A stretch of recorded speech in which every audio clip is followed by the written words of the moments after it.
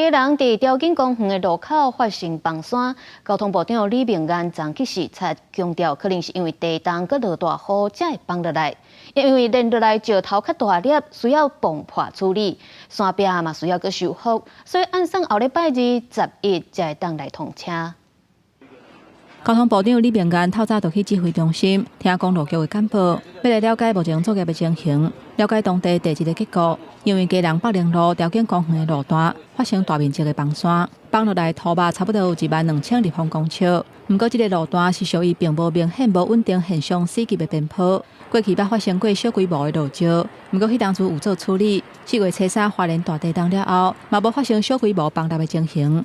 那这一次的研判是因为地震再加上豪雨，那造成比较深层的一个崩塌。怎么样加强监控？后续我们会请公路总局做相关的方案的这个研拟。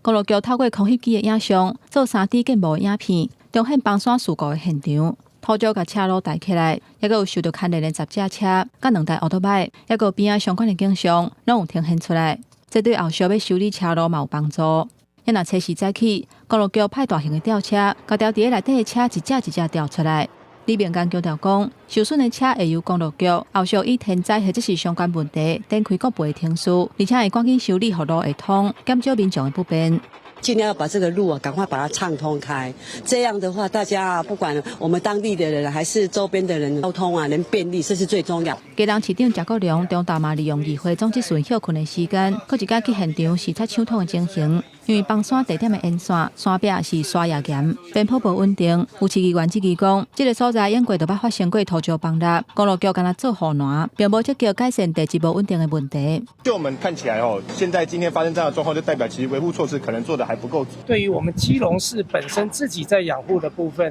那我们一方面来用防灾准备金来进行救灾，也用我们自己的预算来去做56亿这个比较危险的地区的一个监测。另外，在崩塌的现场附近有一粒小型的油槽，渔会烦恼会有石头落下来，造成危险，把派车来把油箱抽出来。上面是这个计时，我们也怕说